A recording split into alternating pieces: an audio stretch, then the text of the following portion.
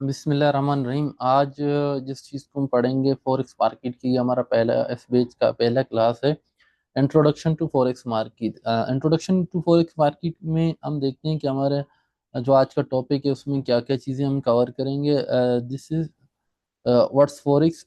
Forex क्या है, key participant benefits of forex, major currency, how forex trading work, key concept and risk management. ठीक है, ये वो चैप्टर हैं जो बेसिक्स हैं। अगर किसी को फॉरेक्स मार्केट का नो हाउ नहीं है तो this is just introduction to the forex market के मार्केट में क्या क्या चीज़ें आती हैं। ठीक है, दैट्स इट। अब हम आते हैं चैप्टर्स की तरफ। अपनी चैप्टर्स में क्या क्या चीज़ें कवर करेंगे, लेट्स सी।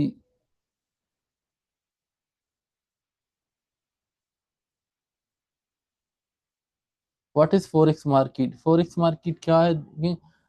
फॉरेक्स मार्केट वो मार्केट है जहां पर करेंसीज की ट्रेडिंग होती है, या यही ट्रेडिंग फिजिकली आप लेट्स सपोज आप किसी और कंट्री में जा रहे हैं, आप दुबई में जा रहे हैं, यूनाइटेड स्टेट में जा रहे हैं। तो आप जाते हैं कि फॉरेन एक्सचेंज करेंसी वाले के पास, वहां जाके आप पाकिस्तानी रुपीस देते हैं, उसके आगे डॉलर जब परचेज करते हैं तो डेट्स एक्सचेंज बिटवीन करेंसी के साथ फॉरेक्स मार्केट आप ओवर द काउंटर ये काम कर रहे हैं। लेकिन जब यहाँ पे आप आते हैं फॉरेक्स मार्केट में, आईसीसी मार्केट में, तो यहाँ यही चीज हम इलेक्ट्रॉनिकली कर रहे हैं, फिजिकली नहीं बल्कि इलेक्ट्रॉनिकली कर रहे हैं। कि हम सबसे पहले पाकिस्तानी रुपीस देके, अगर आप पाकिस्तान से हैं तो आप पाकिस्तानी रुपीस देके डॉलर खरीदते हैं, अपने अकाउंट में रखेंगे। फिर आफ्टर दैट आप मार्केट में जाके डॉलर के अगेंस्ट यूरो या यूएसडी या कोई भी चीज़ आप कॉन्ट्रैक्ट परचेज करके उसे रखते हैं। अगर उसकी प्राइस बढ़ती है डॉलर के अगेंस्ट या घटती है डॉलर के अगेंस्ट, तो आप उस फ्लक्चुएशन से मार्केट की प्रॉफिट या लॉस बनाते हैं। ठीक है, दैट्स इट। मार्केट में आप एक मनी जाके रिस्क में डालते हैं। लेट सपोज आपने जाके $100 रिस्क में डाला, आपने बोला मैं $100 पे $200 बनाऊंगा। ठीक है, तो दैट्स फॉरेक्स तमाम चीज़ें, रिस्क मैनेजमेंट वगैरह हम बाद में पढ़ेंगे, लेकिन ये चीज़ यही है कि आप इस तरह से फॉरेक्स मार्केट की डिफिनेशन यही है। इसके बाद लार्जेस्ट मार्केट है पूरी दुनिया में, सबसे बड़ी मार्केट यही है क्योंकि जिसमें पर डे $7 ट्रिलियन की जो है ट्रांजेक्शन होती है। तो इसलिए बड़ी है क्योंकि इसमें गवर्नमेंट्स इन्वॉल्व हैं, दुनिया की तमाम बैंकों, मुल्कों की सेंट्रल बैंक्स इन्वॉल्व हैं इसमें, बड़ी बड़ी कॉरपोरेशन इन्वॉल्व है, रिटेल ट्रेडर इन्वॉल्व है। इट्स बिगेस्ट ट्रांजेक्शन होती है। यानी कितनी बड़ी ट्रांजेक्शन इस मार्केट में डेली होती है जितनी आपकी किसी भी मार्केट की कैपिटलाइजेशन है। अगर क्रिप्टोस की बात करें कंबाइनली, पूरी क्रिप्टो मार्केट की ये जो मार्केट कैपिटलाइजेशन है, ट्रांजेक्शन की वॉल्यूम्स की बात नहीं कर रहा हूँ, ट्रांजेक्शन वो है $1 ट्रिलियन की। इस मार्केट की पर डे की ट्रांजेक्शन खाली होती है 7 ट्रिलियन, 7 to 10 ट्रिलियन के बीच, 24 घंटे ओपन है। की गवर्नमेंट की पार्टिसिपेंट इन मार्केट, इस मार्केट की पार्टिसिपेंट कौन कौन से हैं? सबसे पहले गवर्नमेंट और सेंट्रल बैंक आते हैं। किसी भी मुल्क में जब आप करेंसी की बात करते हैं तो उस करेंसी को स्टेबलाइज करना है या डीवैल्यू करना है या ओवर वैल्यू करना है, तो वो सेंट्रल बैंक करती है, या गवर्नमेंट पॉलिसी।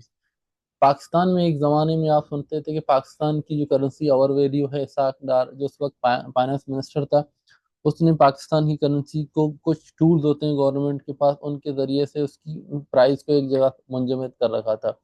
इसी तरह से चाइना के बारे में कहा जाता है कि चाइना ने अपनी करेंसी को जानबूझ के डेवेल्यू रखा है ताकि वो पूरी दुनिया में एक्सपोर्ट पे जो है कब्जा कर सकें। सेंट्रल बैंक किस तरह से करते हैं? सेंट्रल बैंक के पास जो मेजर टूल होती है किसी भी करेंसी को ऊपर नीचे करने के लिए, कंट्रोल करने के लिए, तो वो होता है इंटरेस्ट रेट। ठीक, इंटरेस्ट रेट कैसे? अब जब भी इंटरेस्ट रेट बढ़ते हैं, बढ़ती है किसी भी करेंसीज में, मुल्क में, इंटरेस्ट रेट बढ़ाने के साथ लोग जो है उस करेंसी की परचेसिंग शुरू करते हैं। उस बैंक्स में बैंक की जो सिक्योरिटी डिपॉजिट्स होते हैं, गवर्नमेंट बॉन्ड्स होते हैं, उनमें इन्वेस्ट करना स्टार्ट कर दो, उस करेंसी की वैल्यू ऊपर जाती है। आप जब भी देखें किसी भी मुल्क की करेंसी की सेंट्रल बैंक इंटरेस्ट रेट जब भी बढ़ाती है तो आपकी वो करेंसी की वैल्यू भी उसके साथ ऊपर जाती है। ठीक है, जब भी करेंसी की इंटरेस्ट रेट कट किया जाता है, मैं डेवलप कंट्रीज की बात कर रहा हूँ, पाकिस्तान की नहीं यहाँ, क्योंकि बहुत सारे अदर इंडिकेटर होते हैं। लेकिन इकोनॉमिकली आप देखें तो ये एक मेजर फैक्टर होता है इंटरेस्ट रेट का। जब भी इंटरेस्ट रेट नीचे आती है तो उसके साथ आपकी करेंसी की वैल्यू भी नीचे आएगी। क्यों? जब इंटरेस्ट रेट नीचे आते हैं तो इन्वेस्टर जो है सिक्योरिटी डिपॉजिट्स, बैंक फिक्स जो डिपॉजिट होते हैं वहां पर अपने पैसा निकालते हैं कि वो अनअट्रैक्टिव हो जाते हैं, तो फिर दूसरी ही इन्वेस्टमेंट टूल्स में, क्रिप्टो करेंसीज में, गोल्ड में, किसी और तरफ अपनी इन्वेस्टमेंट को शिफ्ट करते हैं, जिसकी वजह से आपका जो वो करेंसी है उसकी वैल्यू कम हो जाती है। ठीक है। फिर आते हैं फाइनेंशियल इंस्टीट्यूशन। फाइनेंशियल इंस्टीट्यूशन में आपके पास बड़े बैंक्स हो गए, आपकी एज फंड्स हैं, म्यूचुअल फंड्स हैं, आपकी इन्वेस्टमेंट बैंक्स हैं। इस तरह की बड़ी बड़ी कॉरपोरेशन हैं जिनको हम स्मार्ट मनी मूवर कहते हैं। ये आपकी ए, उस करेंसी, कोई भी करेंसी में जाके इन्वेस्ट करते हैं, उसको पंप करते हैं, पंप करने के बाद जब भी वो उसकी वैल्यू एक सर्टेन लेवल पे आती है तो अपने पैसे निकाल देते हैं, तो आप देखते हैं कि वो करेंसी की वैल्यू नीचे आ रही है। ठीक है। जब भी आप अगर फॉरेक्स मार्केट में ट्रेड कर रहे होते हैं तो फॉरेक्स मार्केट में इस तरह की मूव्स होती हैं, और कभी इस तरह से मार्केट चली जाती है। ठीक है। जब भी इस तरह की मूव मार्केट में होती हैं तो इस मूव को हम कहते हैं, ये इस तरह की, ये कमर्शियल बैंक्स और इंस्टीट्यूशन जो हैं बड़े बड़े, तब आते यहाँ पे परचेस करते हैं। या मार्केट यूं नीचे जाती है तो आप ये समझें कि ये यहाँ पे अपनी प्रॉफिट टेकिंग कर रहे होते हैं, तो फिर मार्केट अब एक मासिव रैली में नीचे आएगा। ठीक। अब उसके बाद आते हैं कॉरपोरेशन। कॉरपोरेशन क्यों? कॉरपोरेशन इस हिसाब से कि किसी भी, लेट सपोज पाकिस्तान में मैं मुझे एक एक्सपोर्ट ऑर्डर करनी है, इंपोर्ट करनी है कोई चीज़, सॉरी, इंपोर्ट करनी है यूएसए से। वो जो इंपोर्ट मुझे करना है आज से 3 महीने बाद, 3 महीने बाद मुझे, मैं आज जो है अपनी कैलकुलेशन कर लेता हूँ कि 3 महीने बाद शायद डॉलर ऊपर चला जाए तो मुझे ये इम्पोर्ट, मुझे नुकसान होगा, तो मैं एज ए कॉरपोरेशन 1 महीने पहले, 3 महीने पहले आज अपने लिए वो करेंसी की कॉन्ट्रैक्ट बाय कर लेता हूँ जाके, ताकि अगर वो करेंसी डिप्रिशिएट हो तो मेरी जो ऑर्डर आने वाली है मैं उसको एज कर लूँ और मुझे नुकसान ना हो। तो कॉरपोरेशन हमेशा एज, रिटेल ट्रेडर में और आप हैं, हम और आप, दुनिया में लाखों करोड़ों ट्रेडर हैं जो उस कॉन्ट्रैक्ट को वो ट्रेड कर रहे हैं। हम और आप वही सीखेंगे, रिटेल ट्रेडर कहाँ से बाय करते हैं, कहाँ से सेल करते हैं, इसको हम रिटेल लिक्विडिटी कहते हैं। उस हिसाब से हमें और आप बाय और सेल करेंगे। ठीक है। देन अगेन हम आते हैं benefits of forex market. Forex market I liquidity market है। आई लिक्विडिटी मार्केट का मतलब ये है कि आप किसी भी चीज को विद इन सेकेंड सेल कर सकते हैं। अगर आप, मेरे पास लेट सपोज गोल्ड है वर्चुअली, तो मैं उसको विद इन सेकेंड जो है फॉरेक्स मार्केट में सेल कर सकता हूँ। मुझे लगता है प्राइस गिरने वाले हैं तो मुझे कोई मार्केट में जाऊंगा, ये परेशानी नहीं है कि कोई अभी नहीं खरीदेगा और नीचे जाएगा। ये आई लिक्विडिटी आपको स्टॉक मार्केट में या फिजिकल मार्केट में, फिजिकल गोल्ड आपके पास है, आप मार्केट में जाओगे, एक दुकानदार कोई और रेट बताएगा, एक और रेट बताएगा, जब तक आप डिसीजन लेंगे इसको बेचेंगे तो मजीद मार्केट नीचे आएगा। ठीक है। लेकिन इस मार्केट में ये नहीं है, लिक्विडिटी इसकी बहुत आई है।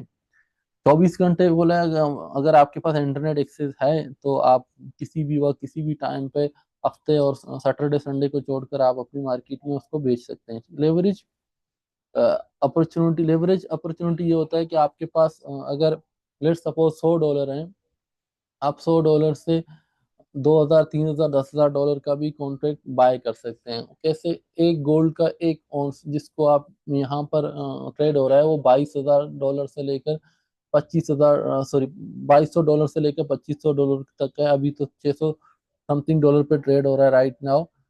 तो वो कॉन्ट्रैक्ट आप $100 के साथ ही इसकी 2-3 कॉन्ट्रैक्ट बाय कर सकते हैं। तो मीन आपका जो अदर लेवरेज है आपका वो ब्रोकर या लिक्विडिटी प्रोवाइडर कर रहा है बिहाइंड द सीन। ठीक है। डाइवर्सिफिकेशन, आप इसको डाइवर्सिफाइड कर सकते हैं। फिर पोर्टफोलियो को मिसाल के तौर पर आपने गोल्ड में एक इन्वेस्टमेंट की है, यहाँ पे कर सकते हैं। एक इन्वेस्टमेंट आपने किसी करेंसीज में की है, एक इन्वेस्टमेंट आपने ऑयल में कर दिया, एक स्टॉक्स में, और एक आपने क्रिप्टो करेंसी में। इस तरह से आप अपनी जो वो पोर्टफोलियो से डाइवर्सिफाइड कर सकते हैं, ताकि अगर गोल्ड की प्राइस गिरती है तो आपकी क्रिप्टो के ऊपर जाएंगी, क्रिप्टो की गिरेंगी तो ऑयल की प्राइस ऊपर चलती है, वो करेंसी। तो आपका जो पोर्टफोलियो मैनेज हो जाएगा इस हिसाब से। ठीक है।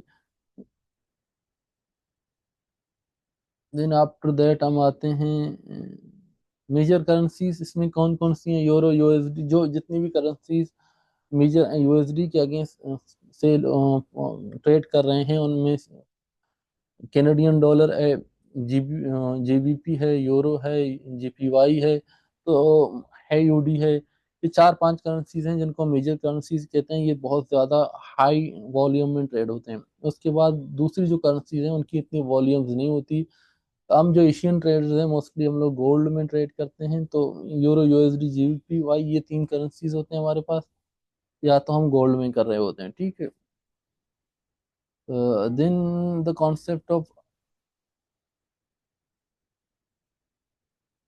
Bid and ask. बिड्स होते हैं जिस में लगता है कि कोई, लेट सपोज गोल्ड के प्राइस यहाँ आके सात $2700 से आके गिरने वाले हैं, तो हम इसको सेल कर लेते हैं। सेल को हम बिड कहते हैं। फिर आके हम किसी लेवल पर उसको, वो कॉन्ट्रैक्ट बंद कर देते हैं। आस्क का प्राइस ये है कि आप किसी भी कॉन्ट्रैक्ट की बाइंग लेवल होती है। लेट सपोज गोल्ड अभी है $2645 पर, ठीक है। आप यहाँ से बाय करके इसको $2700 तक सेल करना चाहते हैं, तो ये लेवल से बाइंग हमारी आस्क होती है, ठीक है।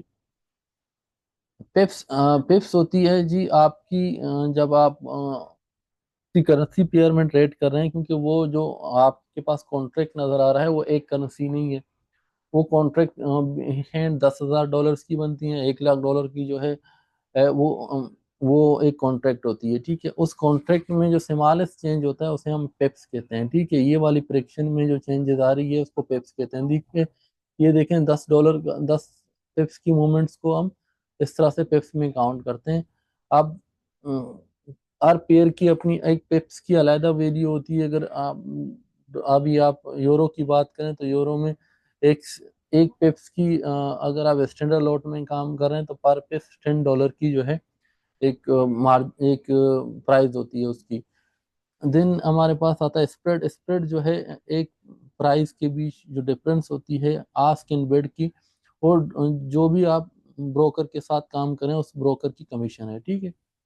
आफ्टर दैट लेवरेज आपको समझा दिया था। मार्जिन, मार्जिन ये होता है कि जो भी आप एक कॉन्ट्रैक्ट, फिर गोल्ड पे आते हैं। अगर $2700 का कॉन्ट्रैक्ट है, आप $10 के साथ आप उसको बाय कर रहे हैं, तो $10 सिर्फ आपका मार्जिन है। बाकी जो लिक्विडिटी प्रोवाइडर है उसे वो पूरा कर रहा है, ठीक है। That's leverage in that market. Basic currency versus quote currency. Basic currency जी, लेट्स सपोज आप यूरो यूएसडी में काम कर रहे हैं, तो यूरो आपके पास बेसिक करेंसी है और डॉलर जो है आपके पास कोड करेंसी है। मीन अगर यूरो की प्राइस बढ़ती है, जो कॉन्ट्रैक्ट आपने खरीदा है तो उसकी प्राइस बढ़ेगी। यूरो की प्राइस घटती है तो वो कॉन्ट्रैक्ट की प्राइस घटेगी, ठीक है, नीचे आएगी। लॉन्ग पोजीशन, शॉर्ट पोजीशन, ये हम आगे जाके इसको देखेंगे। लॉन्ग पोजीशन का मतलब ये है कि ऐसी कॉन्ट्रैक्ट जब आप, सॉरी, लॉन्ग बाइंग को कहते हैं और सेल जो शॉर्ट्स जो है सेलिंग को कहते हैं। ट्रेडिंग प्लेटफॉर्म यहाँ पर MT4 और MT5 पे हम लोग काम करेंगे। इसके अलावा सी ट्रेडर इतनी ज़्यादा नहीं चलती है। यहाँ रिटेल ट्रेडर्स को ज़्यादा यूज़ नहीं करते। मोस्टली जो ब्रोकर हैं, हम और आप काम करते हैं, उसी जो है मेटा ट्रेडर 5 और मेटा ट्रेडर 4 होते हैं।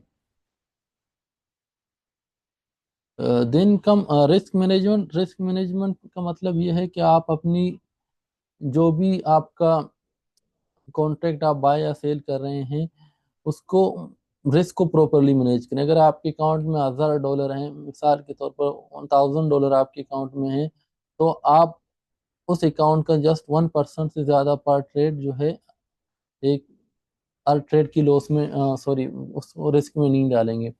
अगर आपके अकाउंट में $1,000 हैं तो आपका एक कॉन्ट्रैक्ट जो लेंगे उसका मैक्सिमम जो लॉस टारगेट है आपका $10 से ऊपर नहीं होना चाहिए। रिस्क टू रिवॉर्ड रेशो, यानी कि आपकी अगर $10 आप रिस्क में डाल रहे हैं तो उसके अगेंस्ट आपको $20 का प्रॉफिट की टारगेट आपकी होना चाहिए। तो जब हम आगे जाके पूरी कहानी देखेंगे तो उसको हम समझाऊंगा कि आपने ये करना कैसे, ठीक है। ये गोल्डन रूल्स होते हैं भाई इसके। जब आप इन तीनों रूलों पर काम, ये तो खैर इसको छोड़ दें फिलहाल, ये इसका कोई इशू नहीं है, लेकिन ये दो चीज़ें ऐसी हैं कि अगर इनके बगैर जो है, अगर ये दो चीज़ें आप फॉलो नहीं करेंगे तो मार्केट में कभी भी आप कोई सक्सेसफुल ट्रेडर नेवर कभी नहीं बन पाएंगे, ठीक है। रिस्क टू रिवॉर्ड रेशो और पोजीशन साइजिंग, ये हम आगे जाके जब आपको पूरा मार्केट समझ आएगा तो इसको हम आगे आपको पढ़ाएंगे, ठीक है। अभी इसको समझने का कोई फायदा भी नहीं है, आपको समझ में भी नहीं आएगा, ठीक है। ये क्लास हम यहीं पे ख़त्म कर, छोटी सी लेक्चर थी अगर फॉरेक्स मार्केट के हवाले से। इसका ट्रेडिंग से, प्रैक्टिकल ट्रेडिंग तो हम आज की क्लास से इंशाल्लाह स्टार्ट करेंगे।